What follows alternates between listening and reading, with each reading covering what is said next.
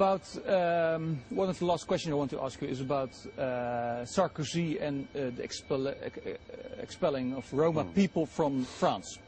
You know, a lot of Roma people come to France, and Sarkozy says, we don't want you here. What do you think of that? Well, I mean, there are roughly 4 million Roma in Romania who are living under conditions of prejudice and intolerance that we haven't seen in Europe. I haven't seen in my lifetime, but we haven't seen since the Jews in Germany in 1930. That may sound extreme, but I'm sorry, I've been there, I've been to Roma camps and communities, I've seen it.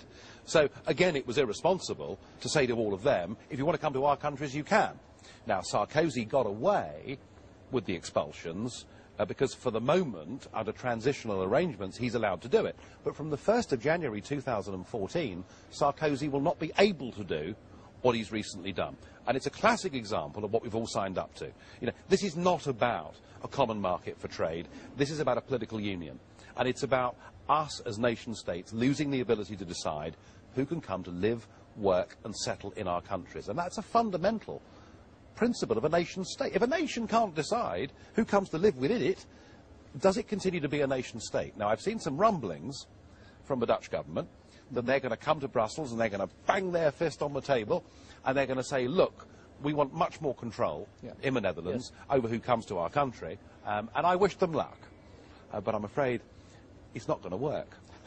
Because they're determined here to have a common immigration and asylum policy. They're determined here that they will decide for you and for me in my country what we can and can't do in terms of immigration. And maybe it's the immigration issue that will be the straw that breaks the camel's back. Maybe that'll be the thing that finally makes our populations realise that actually we don't want all of this vast building, this huge bureaucracy, this huge cost, this huge imposition of foreign law upon us, this total diminution of our own democracy, of our identity, of our ability to control our borders. And maybe we should all say, well, it's actually time we lived in a 21st century Europe, which would be a Europe of sovereign states that elect their own governments, that make their own laws, but that are prepared to sit round a table like this, and we can agree minimum standards on the environment, on health and safety at work, on products. We can do all the things that good next-door neighbours would choose to do living in a street, but we do so as sovereign, proud nations. Well, I can't agree with you more on this sovereignty of our countries. Well, do you have any final words to our Dutch viewers you want to say to them? Yeah, I do. I want to say this. You were given a referendum on the EU Constitution, and two-thirds of you, very sensibly, said no. I remember the evening. We had a big champagne celebration in the Parliament here, and it was great fun. And what did they do? They just ignored you. They just ignored you. That's true.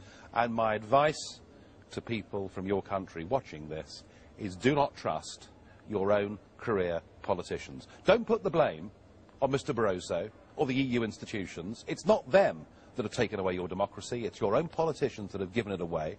And do not give your vote to those so-called major parties that have done this to you. Vote for alternatives, push for referendums, and I hope that within the next 10 years, you know, your country and mine will be neighbours, trading partners, and all of those things, but we won't be together in a political union. And I want my children to grow up in a country that they can call their own, and I would have thought that was a good, normal thing for all of us to want. Well, I couldn't agree with you more again, so thank you very much for joining me in this discussion.